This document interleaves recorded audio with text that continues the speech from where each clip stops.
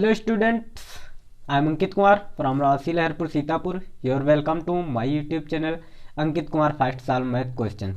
आज हम लोग बात करने वाले हैं कक्षा 12 की विषय हिंदी सामान्य मैथिली शरण गुप्त का जीवन परिचय, जो कि 2020 की परीक्षा के अनुसार अकॉर्डिंग दिया गया है। ठीक है, उसके अकॉर्डिंग हम लोग इनके जीवन के बारे में डिस्कस करेंगे कि मतलब इतने बड़े महान कवि थे जो कि एक राष्ट्र के लिए सब कुछ करते थे, राष्ट्र के लिए अपना सब कुछ न्यौछावर करना मानते थे।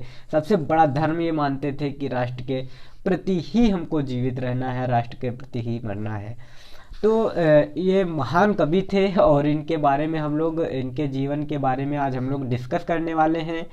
सो आई होप आप लोग अच्छी तरह पढ़ेंगे और ध्यान देकर ही इन चीज़ों को समझें, क्योंकि सिर्फ जीवन परिचय याद कर लेना उद्देश्य नहीं होता है, बट उनके जीवन के बारे में जानना जीवन परिचय इसलिए पढ़ाया जाता है कि आपको उससे कोई नॉलेज मिले और आप अपने जीवन पर उसका इफेक्ट कुछ समझ सकें कि हमारे जीवन पर भी उसका इफेक्ट कुछ ना कुछ पड़ना जरूर चाहिए। ठीक, तो हम लोग स्टार्ट करते हैं बिना समय गंवाए, क्योंकि समय बहुत अमूल्य होता है। ठीक, देखो, मैथिली शरण गुप्त जी का जन्म चिरगांव झांसी में सन 1886 ईस्वी में हुआ था। कहाँ हुआ था? झांसी कहाँ है? चिरगांव एक था, उसी झांसी में चिरगांव एक गांव था। ठीक है, उसमें 1886 ईस्वी में इनका जन्म हुआ था। इनके पिता सेठ रामचरण गुप्त, जो कि क्या थे, हिंदी साहित्य से बहुत ही ज़्यादा प्रेम करते थे। जब इनके पिताजी हिंदी साहित्य से बहुत ही ज़्यादा प्रेम करते थे, ठीक है, तो अफकोर्स कि ये भी हिंदी साहित्य से अधिक से अधिक प्रेम करने लगे। ठीक, जब इनकी शिक्षा दीक्षा घर पर ही हुई थी और इन्होंने अपनी प्रारंभिक शिक्षा, आपको भी पता है कि जब हम लोग छोटे होते हैं तो हमारी प्रारंभिक शिक्षा घर पर होती है। उसके बाद गांव में निकलते हैं, गांव में एक आधे अगर स्कूल होते हैं तो उसमें पढ़ते हैं। उसके बाद उच्च शिक्षा के लिए हम आगे स्तर बढ़ते हैं। ठीक, तो इसी प्रकार से इनकी भी शिक्षा हुई, प्रारंभिक शिक्षा घर पर हुई और उसके पश्चात इन्होंने आगे की शिक्षा प्राप्त की। ठीक, तो ये हिंदी साहित्य से इनका लगाव बहुत ही ज़्यादा था। किस लिए हिंदी साहित्य से लगाव था? क्योंकि इनके पिताजी भी हिंदी साहित्य से ज़्यादा लगाव रखते थे, ज़्यादा प्यार करते थे हिंदी साहित्य से। ठीक, तो इनके अंदर भी अभिरुचि जागृत हुई कि हमको भी हिंदी साहित्य के क्षेत्र में कार्य करना चाहिए, जानना चाहिए और एक देश के प्रति जो हमारे सैनिक हैं, हमारा एक एक युवा है, उनका उत्साह बढ़ाएं ताकि अपने देश का हम भला कर सके। ठीक, तो इन सभी चीज़ों के लिए इन्होंने भी हिंदी साहित्य के क्षेत्र में कदम रख दिया। जब इन्होंने कदम रख दिया, कैसे कदम रखा? देखो, जब ये छोटे बच्चे की तरह थे, मतलब कि 8-10 साल के थे, तभी से ये कविताएं लिखना स्टार्ट कर दिए थे। मतलब कि इतना महान लेखक थे, समझो ये।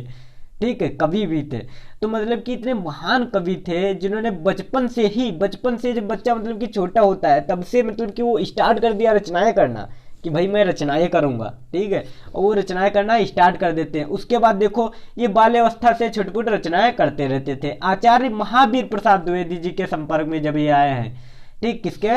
आचार्य महावीर प्रसाद द्विवेदी जी के संपर्क में जब आए हैं ये, तो उनसे इन्होंने प्रेरणा प्राप्त की, बहुत ही अच्छी प्रेरणा का मतलब है कि उनसे शिक्षा प्राप्त की अच्छी कि हमें कैसे रचनाएं करनी चाहिए, कैसे उनको हम आगे बढ़ा सकें और कैसे लोगों तक पहुंचा सकें, कि लोगों को भी इनके बारे में जानना चाहिए कि हमारा देश कैसे आगे बढ़ता है और इन सभी अच्छी बातों को कैसे वो समझ सके। ठीक है, तो इन सभी चीज़ों के लिए इन्होंने क्या किया, जो इनसे शिक्षा प्राप्त की, इन्होंने काव्य धारा को समृद्ध किया और उनसे शिक्षा प्राप्त करके जो काव्य थी, ठीक, काव्य का मतलब जिसमें काव्य किसे कहते हैं? जो लय तुक ताल आदि से संबंधित होती है। ठीक है, तो मतलब कि उसमें सुधार करने का प्रयास किया, और एक प्रयास ही सबसे बड़ा चीज होती है कि यार किसी चीज का हम प्रयास जब करते हैं, ठीक है, तभी वो चीज आगे हमें सफलता प्राप्त कराती है। ठीक। तो इन्होंने भी हिंदी साहित्य के क्षेत्र में प्रयास किया, उसको समृद्ध बनाने के लिए इन्होंने प्रयास किया कि हम अगर आज एक कदम बढ़ा रहे हैं आगे, तो हमसे आने वाली पीढ़ियां ज़्यादा इसको अच्छी तरह से समझेंगी और आगे बढ़ाएंगी। ठीक। तो इन्होंने उसके हिंदी साहित्य को बहुत ही समृद्ध किया। इनकी कविता में राष्ट्रभक्ति एवं राष्ट्र प्रेम का स्वर प्रमुख रूप से मुखरित हुआ है। ठीक। ये बताया था ना स्टार्टिंग में कि ये राष्ट्र के प्रति, यार कौन नहीं राष्ट्र के प्रति, जो राष्ट्र के प्रति ही प्यार करता है, जो राष्ट्र से प्यार करता है वो समझो हमारे देश से मतलब कि दुनिया से प्यार करता है। और राष्ट्र के प्रति ही हमको जीना चाहिए और उस पर जब भी हमें जरूरत पड़े तो राष्ट्र पर हमको सब कुछ न्यौछावर कर देना चाहिए बिना समय गवाए। ठीक। तो इन्होंने मतलब कि एक राष्ट्रीय मतलब कि ये राष्ट्र पर मर मिटने वाले ऐसे एक कवि थे जो राष्ट्र हर एक चीज अपना हर एक चीज राष्ट्र को मानते थे। ठीक। तो गुप्त जी ठीक क्या थे, इनकी कविता राष्ट्रभक्ति एवं राष्ट्र प्रेम का स्वर प्रमुख रूप से मुखरित हुआ। इसी कारण हिंदी साहित्य में तात्कालिक विद्वानों ने इन्हें राष्ट्र कवि की उपाधि से विभूषित किया और राष्ट्र जो विद्वान लोग थे इन्हें क्या इनको प्राप्त करा दिया, इनको राष्ट्र कवि का पद दे दिया गया। ठीक। गुप्त जी आधुनिक युग के श्रेष्ठ कवियों में से एक समझे जाते हैं। ये जो कवि हैं ये आधुनिक युग कौन सा है, जो हमारा युग अब इस समय चल रहा है। ठीक है। इस युग के क्या है, एक महान लेखक कवि माने जाते हैं। ठीक। श्रेष्ठ कवियों में से एक हैं। बहुत जैसे कवि हैं, रामचंद्र शुक्ल हो गए, प्रताप नारायण मिश्र हो गए, इन सभी मतलब कि लेखक और कवियों में से मतलब कि एक है ये।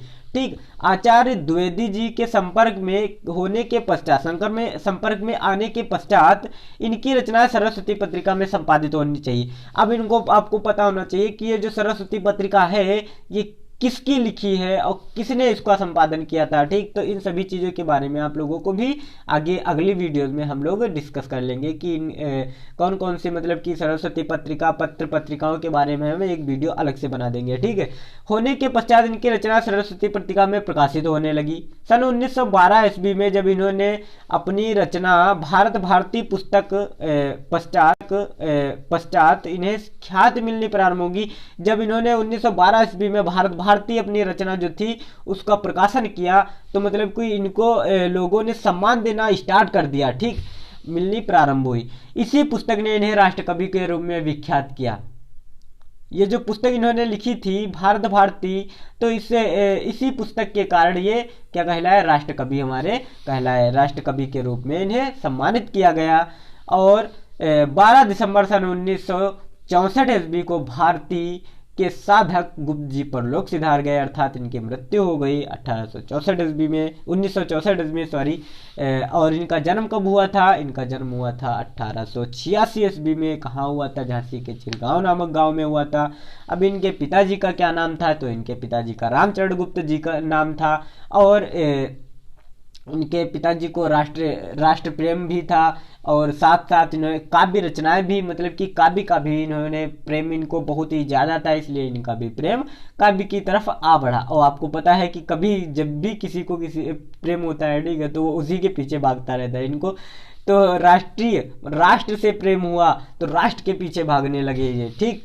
उसके बाद देखो इनकी प्रमुख रचनाएं कौन कौन सी थी, तो इनकी प्रमुख रचनाएं अभी आपको पता हो गया कि एक तो थी भारत भारती। ठीक। और एक कौन सी थी, साकेत थी। भारत भारती, साकेत में क्या हुआ था, साकेत में जो श्री रामचरित मानस थी, ठीक है, उसी को इन्होंने कन्वर्ट किया है, उसका नाम रख दिया गया है साकेत। ठीक। श्री रामचरित मानस की रचना ही उसमें काव्य का दूसरा स्तंभ दिया गया है। ठीक है। और उसके बाद आती है यशोधरा भी इनकी रचना है। यशोधरा में वही राहुल और इन लोगों की कथा सुनाई गई है। जयद्रथवध, झंकार, सिद्धराज, कृष्ण, द्वापर, नहुस, पृथ्वीराज, प्रदक्षिणा आदि इनकी प्रमुख रचनाएं हैं। और प्लासी का युद्ध, ठीक, मेघनाथ वध और व्रत संहार आदि इनकी प्रमुख रचनाएं हैं। ठीक। तो रचनाओं के बारे में इनके बहुत जरूरी है इनके बारे में जानना और इनके रचनाओं के बारे में जानना। ठीक। तो इसके बाद देखो क्या हुआ, गुप्त जी की प्रारंभिक रचनाओं में इतिहास, व्रत, कथन का रूखापन है। ठीक है। मतलब कि ये जो कवि था ये एक पुरानी रचनाओं, इतना मतलब कि इन्होंने गहन अध्ययन किया। महाभारत, ठीक है, कौन कौन से नहीं, महाभारत का अध्ययन किया, रामचरितमानस का अध्ययन किया, वेद व्यास, मतलब कि हर एक चीज का इन्होंने अध्ययन किया। और जितनी भी रचनाएं इन्होंने की सभी वर्तमान पर नहीं बल्कि ये प्राचीन पर इन्होंने सभी रचनाएं की। और सभी रचनाओं में इन्होंने सरल शैली का उपयोग किया है, मतलब कि भाषा शैली का बहुत ही इजी उपयोग किया गया है। ठीक, तो आप स्क्रीनशॉट ले सकते हैं और इसको अच्छी तरह से आप लोग पढ़ भी सकते हैं। ठीक, बट मैं राष्ट्र प्रेम, जो इन्होंने राष्ट्र प्रेम, राष्ट्र के प्रति जो प्रेम दिखाया था, मुझको ये कविता बहुत ही ज्यादा मतलब कि लाइक होती है। और इसमें इतना जोश है कि जो कभी मतलब कि ये सबसे ज्यादा हमको एक्टर बात करते हो। ठीक, तो एक्टर्स असली हीरो नहीं होता है, असली हीरो होता है सैनिक, और उसके बाद होता है असली हीरो। तो वही होता है जो हमारे राष्ट्र को प्रोत्साहित करते हैं, राष्ट्र पर जो मिट जाता है असली हीरो वही कहलाता है। तो ये असली हीरो थे हमारे। ठीक है, तो इन्होंने जो कविता लिखी थी वो बहुत ही ज्यादा, दो पंक्तियां हैं इनकी, बहुत ही ज्यादा विख्यात है और बहुत ही ज्यादा महत्वपूर्ण है। जैसे देखो, जो भरा नहीं है भावों से जिसमें बहती रसधार नहीं, जो भरा नहीं है भावों से बहती जिसमें रसधार नहीं, वह हृदय नहीं पत्थर है जिसमें स्वदेश का प्रेम नहीं, प्यार नहीं। ठीक, ये रचना इन्होंने जो ये लाइन कही है, ये मतलब कि इतना इम्पोर्टेंट है, इतनी महत्वपूर्ण है। ठीक, बहुत ही ज्यादा मतलब कि पसंद आती है सभी को। ठीक, कहते हैं कि जो भरा नहीं है भावों से बहती जिसमें रसधार नहीं, वह हृदय नहीं पत्थर है जिसमें स्वदेश का प्यार नहीं।